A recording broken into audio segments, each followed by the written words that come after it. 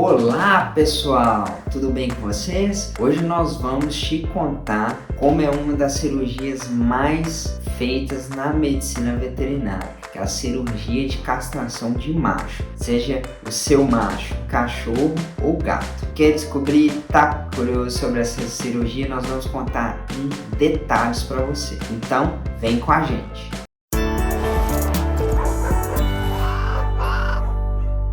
Bom pessoal, meu nome é Marco, eu sou médico veterinário e fica aqui o meu enorme convite para você se inscrever no nosso canal do YouTube e me responder a seguinte pergunta: seu cachorro ou seu gato é castrado? Responde aqui para mim, sim, se ele é castrado, e não, se ele não é castrado. A gente vê se existe mais cachorro castrado ou não castrado. E hoje a gente vai dividir o vídeo em partes para vocês entenderem melhor, detalhadamente, o passo a passo como é feita essa cirurgia. Primeiro de tudo, a gente vai te explicar como é, de modo simples e resumido, durante a cirurgia de castração, que é a mão na massa mesmo, nas boas clínicas veterinárias. O segundo tópico, a gente vai falar como é antes da castração, que são os preparativos. O terceiro é como é depois da castração, que é o pós-operatório imediato. Então, o primeiro tópico, nós vamos explicar como é durante a cirurgia de castração em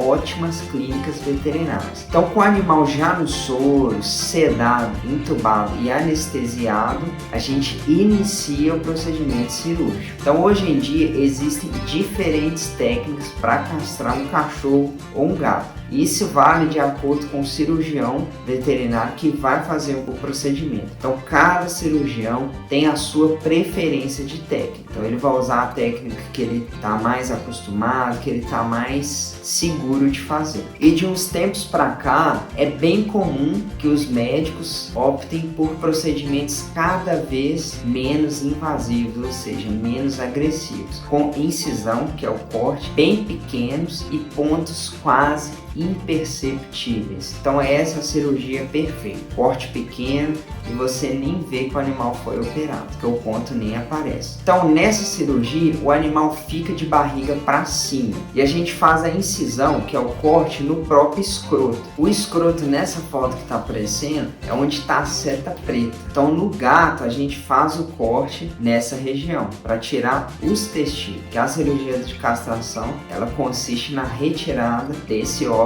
do macho, que é o testículo. Já em cachorros, a incisão não é escrotal igual no gato, é uma incisão que a gente chama de pré-escrotal, que está aparecendo também na foto para vocês, ou seja, a incisão acontece um pouco à frente do escroto. A castração de macho é uma cirurgia simples, feita com anestesia geral, ou seja, o animal fica inconsciente, que dura em média 20 minutos. Depois que abre a pele, lembrando que não abre barriga, como é feito na castração de fêmeas, e a castração consiste na retirada do testículo e algumas de suas estruturas. Primeiro a gente expõe o testículo e a estrutura dele, como está aparecendo na foto, e faz as ligaduras, que são os laços, os nós. E a gente faz essas ligaduras porque senão sangra se a gente tirar sem ligadura e o animal morre por hemorragia. E na foto mostra onde a gente faz as ligaduras. E diferente das fêmeas, os machos fazem apenas uma ligadura em cada cordão espermático. E esse cordão espermático é uma estrutura que parece um cordão mesmo. E a gente tem que fazer um nó nela para poder retirar o testículo sem sangramento e o animal não ter hemorragia.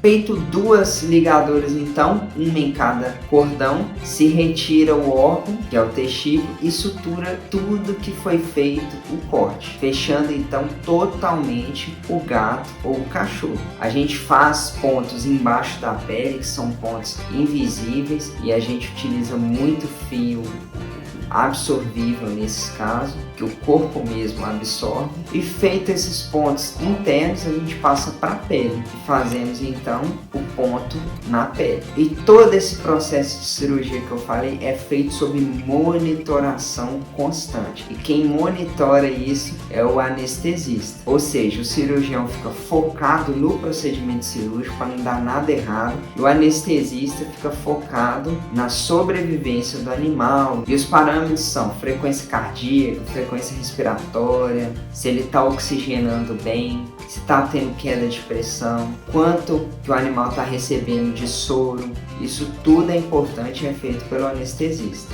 E essa foto que vocês estão vendo aí é o monitor que o anestesista utiliza para poder monitorar seu animal durante o procedimento. Então, pessoal, não esquece de compartilhar esse vídeo para todo mundo que queira castrar seu animal ou que tem um animal já castrado entender como é feito esse procedimento, que vai ajudar muita gente a decidir se castra ou não e também explicar como o método é feito, já que a gente é sempre a favor da castração. Castração reduz inúmeras doenças e também ajuda a dar mais saúde e longevidade. São os dois pilares que a gente tanto defende aqui. Agora que vocês sabem como é feito o procedimento, eu vou te falar como é antes da cirurgia acontecer, porque a preparação é tão importante quanto o procedimento cirúrgico, já que se a preparação for mal feita, a cirurgia também será mal feita. E antes de dar o ok para ter um pet castrado, é preciso realizar alguns exames, e isso depende da idade do animal, do seu histórico de saúde e, claro, das condições financeiras do tutor. Em geral, a gente realiza exames de sangue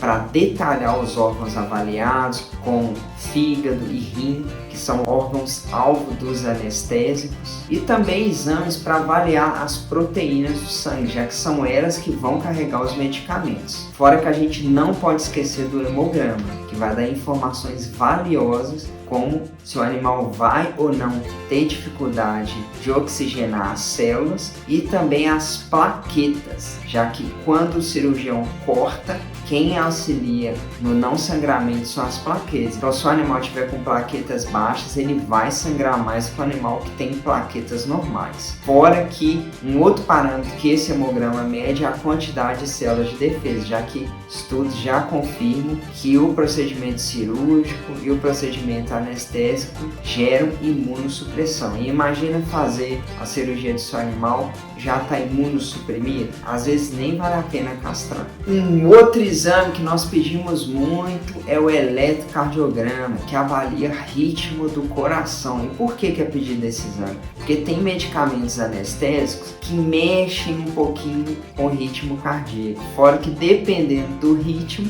um procedimento eletivo, que é a castração de macho que nós estamos discutindo, é contraindicado, dependendo da alteração de ritmo que ele tiver. Por exemplo, um bloqueio atrioventricular de 3º grau. E quando a gente fala de muitas campanhas de castração, por exemplo, é comum que apenas seja feito um exame clínico, ou seja, o veterinário apenas olha o animal com uma análise geral do paciente para saber se ele está apto ou não. Mas esse exame clínico é imprescindível e tem que ser realizado antes de todo e qualquer procedimento. Porém, os exames laboratoriais e de imagem são também importantes. E vamos supor que você faz isso tudo e o exame dá ok, ou seja, o exame dá bom. Aí a gente agenda o procedimento. Caso o exame dê ruim, a gente corta o procedimento, suspende temporariamente ou permanente, até essa alteração melhorar. E antes do procedimento também a gente recomenda jejum,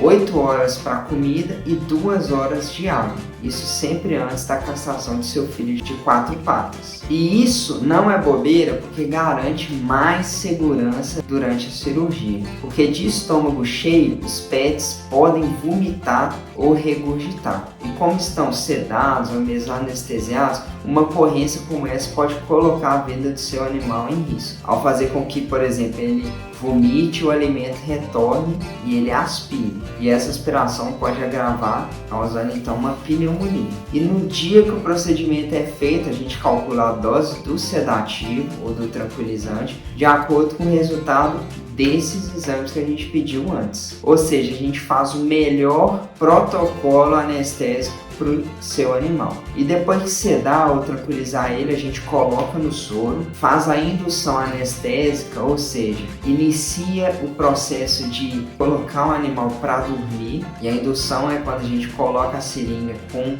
o anestésico indutor. Depois a gente intuba o animal. Depois que intubou, a gente coloca o animal no oxigênio e começa a anestesia. E a anestesia a gente utiliza algumas técnicas. Existem a anestesia anestesia inalatória e a intravenosa. A intravenosa não é pior que a inalatória, nem melhor que a inalatória, e vice-versa. Cada técnica é utilizada para cada animal, ou seja, é individual. A intravenosa, feita por um profissional de qualidade, ela é extremamente segura, como é a inalatória. Então não existe isso que a inalatória é mais segura que a intravenosa. Não, depende do caso. Tem caso que a inalatória é contraindicada, a gente vai usar a intravenosa, e o contrário é verdadeiro. Agora que nós sabemos como é durante e antes do procedimento, eu vou te contar como é depois da cirurgia de castração. O maior cuidado do pós-operatório é evitar que seu animal remova os pontos, pois quando está cicatrizando o corte que a gente faz, coça e o animal tende a morder e lamber para aliviar essa coceira.